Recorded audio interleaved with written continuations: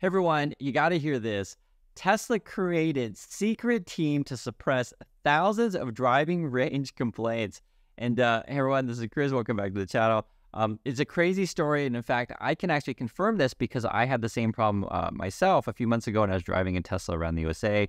The basic gist of it is that it looks like Tesla's falsely advertising, moreover manipulating the software to falsely advertise, and even worse, they have this team to field all the questions when customers call in to complain. So I want to go over the details of this because it's a wild story, and you got to hear it for yourself. So you can see this here. Yeah. So this is Tesla's secret team.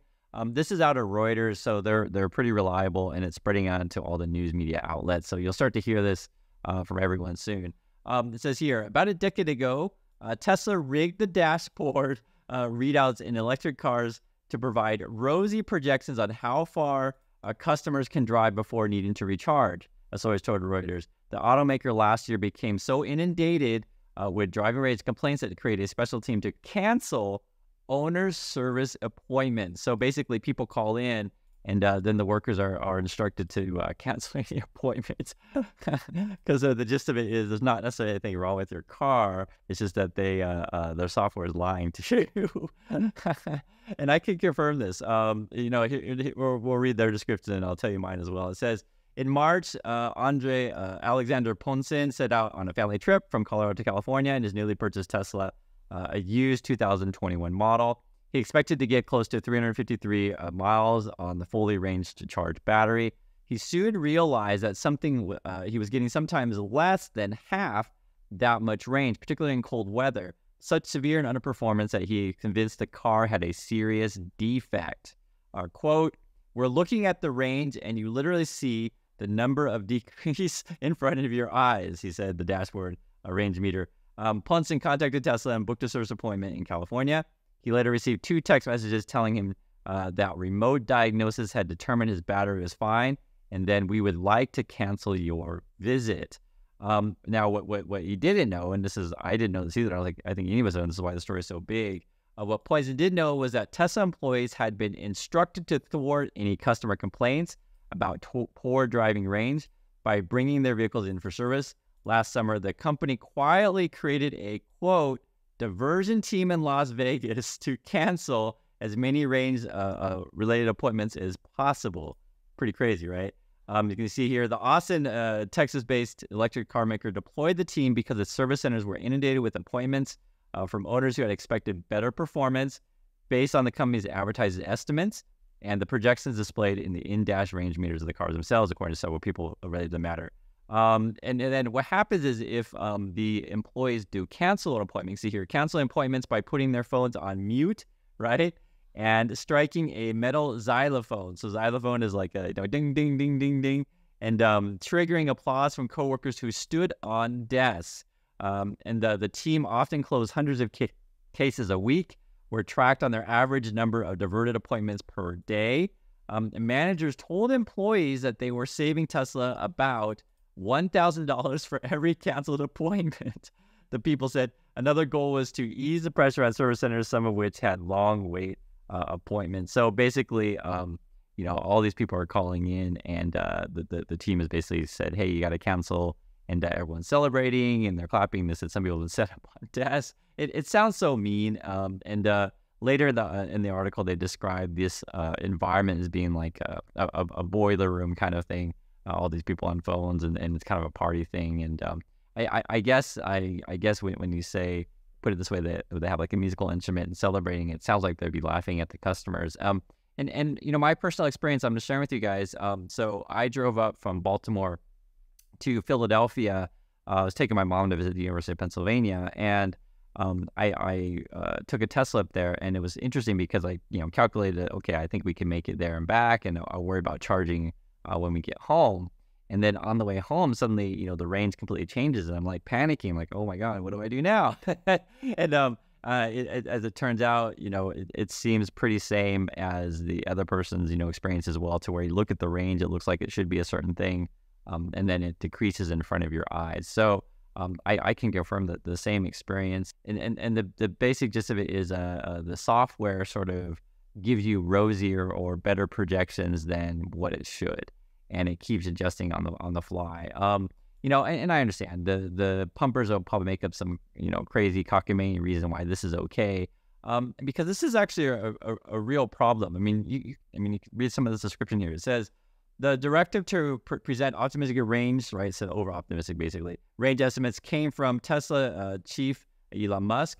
Quote, Elon wanted to show good range numbers when fully charged. The person said, when you buy a car off the lot, seeing 350-mile, 400-mile range, it makes you feel good.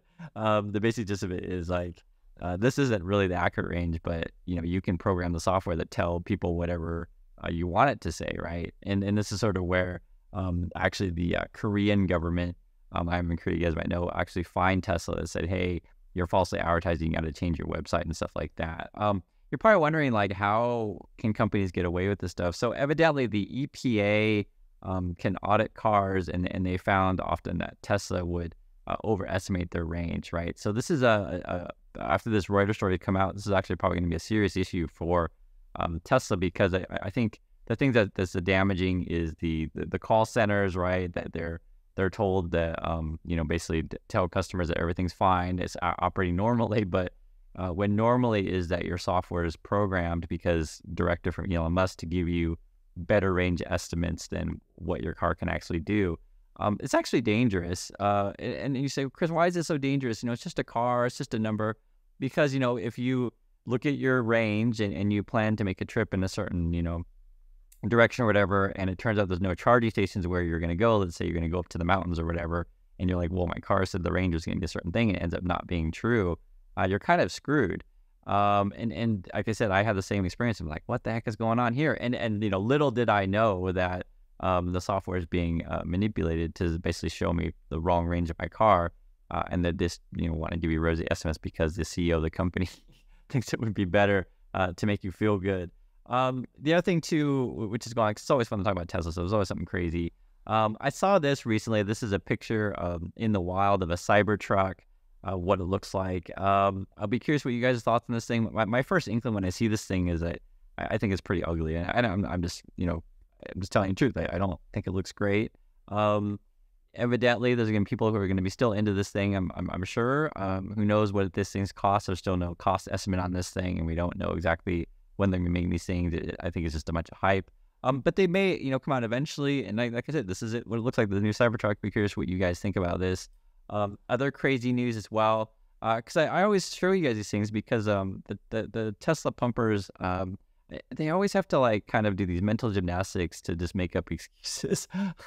This was a funny one. So you guys know Twitter changed their name to X, and then I guess Elon ordered to change the Twitter headquarters sign to the X logo, and so they started pulling down the logo, but then the police came to stop them because basically, and this is real, you bring in like equipment to remove the sign, you got to get a permit because you got to close traffic a little bit.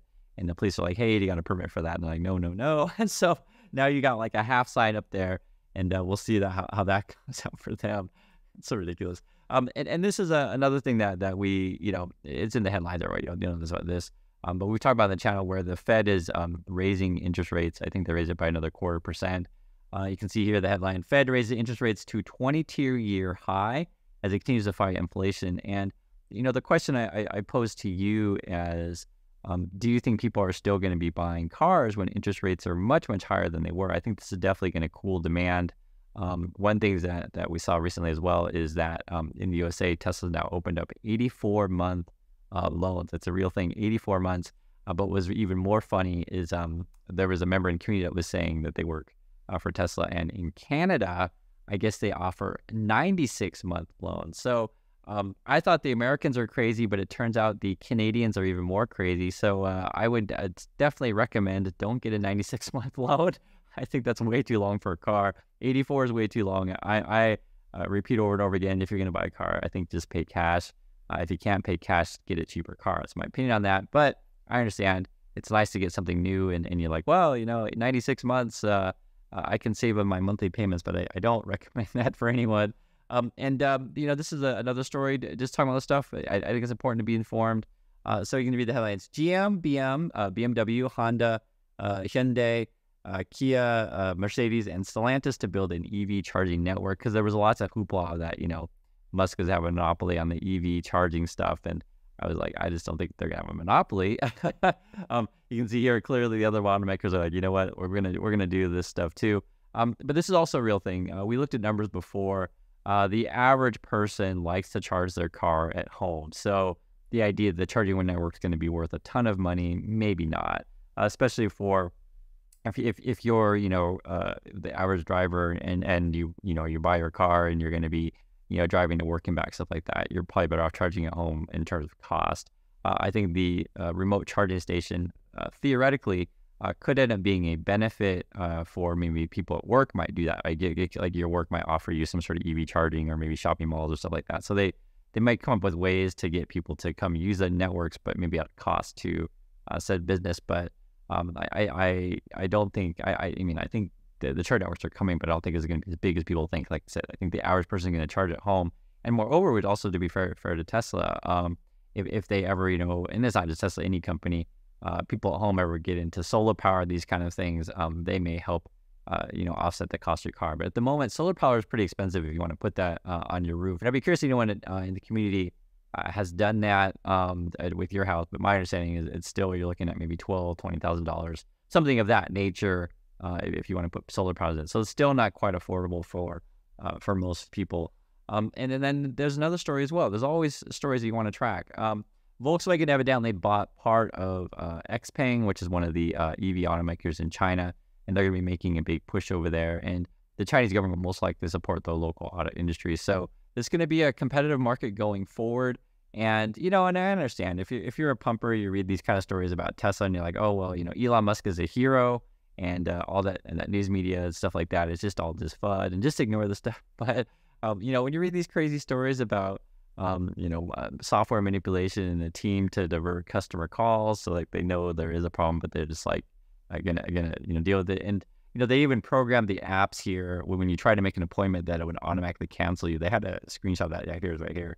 You can see here it says they basically how like for example these days on websites say like Amazon, stuff like that. You have a problem and it says what's your problem, and you type in the chat bot and it sends you to like a fact page basically. So this was that kind of thing to where you couldn't even make appointments anymore. It would auto cancel if you answer the questions to be like related to driving range because they know what they're doing. So anyway, please share your thoughts on any one of these stories. I think it's fun to always talk about this stuff.